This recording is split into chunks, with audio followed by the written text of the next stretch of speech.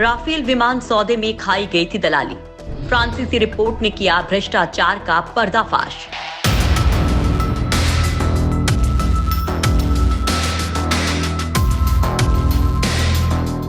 Rafale deal पर फिर कटघरे में मोदी सरकार।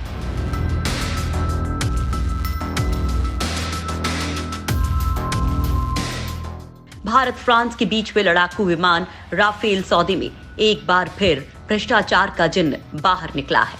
फ्रांस की समाचार वेबसाइट मीडियापार्ट ने दावा किया है कि राफेल बनाने वाली फ्रांसीसी कंपनी दसॉ को भारत में बिचौलिए को 1 मिलियन यूरो बतौर गिफ्ट देने पड़े थे। फ्रांसीसी मीडिया के इस खुलासे के बाद एक बार फिर दोनों देशों में राफेल की डील को लेकर सवाल खड़े होने लगे हैं। मीडियापार्ट ने अपनी रिपोर्ट में दावा किया है कि 2016 में जब भारत फ्रांस के बीच राफेल लड़ाकू विमान को लेकर समझौता हुआ, उसके बाद दसॉ ने भारत में एक बिचौलिए को ये राशि दी थी। साल 2017 में दसॉ ग्रुप के अकाउंट से 5,08,925 यूरो गिफ्ट टू क्लाइंट्स के तौर पर ट्रांसफर हुए थे। इस बात का खुलासा तब हुआ जब फ्रांस की एंटी करप्शन एजेंसी AFA ने दसॉ के खातों का ऑडिट किया। मीडियापार्ट की रिपोर्ट के मुताबिक खुलासा होने पर दसॉ ने सफाई में कहा था कि इन पैसों का इस्तेमाल राफेल लड़ाकू विमान के 50 बड़े मॉडल बनाने में हुआ था, लेकिन ऐसे कोई मॉडल बने ही नहीं थे। फ्रांसीसी रिपोर्ट का दावा है कि ऑडिट में ये बात सामने आने के बाद भी एजेंसी ने कोई एक्शन नहीं लिया, जो फ्रांस के राजनेताओं और जस्टिस सिस्टम की मिली भगत को भी दिखाता है। दरअसल फ्रांस में 2018 में एक एजेंसी पार्क्योट नेशनल फाइनेंसियर ने इस डील में गड़बड़ी की बात कही थी, तभी ऑडिट करवाया गया था और ये बात सामने आई थी। एजेंसी ने अपनी रिपोर्ट में दावा किया है कि दसॉ ग्रुप द्वारा गिफ्ट की गई राशि का बचाव किया गया।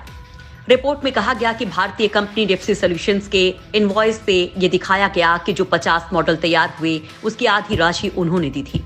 हर एक मॉडल की कीमत करीब 20,000 यूरो से अधिक थी। हालांकि दसॉ ग्रुप ने ऑडिट एजेंसी के जवाब नहीं दिए हैं। साथ ही दसॉ ये नहीं बता सका कि आखिर उसने ये गिफ्ट की राशि किसे और क्यों दी थी। जिस भारतीय कंपनी के नाम इस रिपोर्ट में लिया गया है, उसका पहले भी विवादों से नाता रहा है। ये कंपनी दसॉ की भारत में सब कॉन्ट्रैक्टर कंपनी है। इसका स्वामित्व रखने वाले परिवार से जुड़े सुषेण गुप्ता रक्षा सौदों में बिचौलिए रहे और दसॉ के एजेंट भी।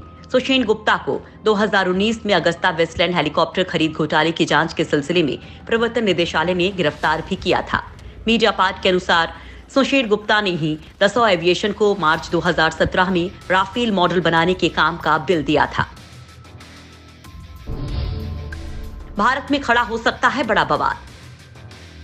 जिस मीडिया पब्लिकेशन मीडियापार्ट ने फ्रांस में यह खुलासा किया है, उसने कहा कि भारत फ्रांस के बीच जो राफेल डील हुई है उसकी जांच 3 हिस्सों में की जा रही है, जिसमें यह अभी पहला ही हिस्सा है। जो सबसे बड़ा खुलासा है वो तीसरे हिस्से में किया जाएगा। साल 2016 में मोदी सरकार ने फ्रांस से 36 राफेल लड़ाकू विमान खरीदने की डील की थी। इनमें से 1 दर्जन विमान भारत को मिल भी गए हैं और 2022 तक सभी विमान मिल जाएंगे। हालांकि अब फ्रांसीसी वेबसाइट के इस दावे के बाद एक बार फिर राफेल रक्षा सौदों का जिन्न बाहर आ सकता है। पिछले लोकसभा चुनाव के दौरान कांग्रेस नेता राहुल गांधी ने राफेल सौदे में हुए भ्रष्टाचार को बड़ा मुद्दा बनाया था। 5 राज्यों में चल रहे विधानसभा चुनाव के तीसरे चरण का मतदान 5 अप्रैल को होना है। जाहिर है कांग्रेस को केंद्र सरकार पर हमला बोलने के लिए तरकश में एक और तीर मिल गया है। कांग्रेस ने पहले भी राफेल सौदे में अनियमितताओं का आरोप लगाया था। पार्टी का आरोप था कि जिस लड़ाकू विमान को यूपीए सरकार ने 526 करोड़ रुपए में लिया था, उसे एनडीए सरकार ने 1,670 करोड़ प्रति विमान की दर से लिया। कांग्रेस ने यह भी सवाल उठाया था कि सरकारी aerospace company Hindustan aeronautics limited को इस सौदे में शामिल क्यों नहीं किया गया। इस फैसले के खिलाफ लगाई गई याचिका को सुप्रीम कोर्ट ने 14 नवंबर 2019 को ये कहते हुए खारिज कर दिया था कि इस मामले की जांच की जरूरत नहीं है। कोर्ट ने अपने आदेश में कहा कि हमें नहीं लगता है कि राफेल लड़ाकू विमान सौदा मामले में किसी एफआईआर या जांच की जरूरत है। अदालत ने 14 दिसंबर 2018 को राफेल सौदे की प्रोसेस और सरकार के पार्टनर चुनाव में किसी तरह के फेवर के आरोपों को बेबुनियाद बताया था।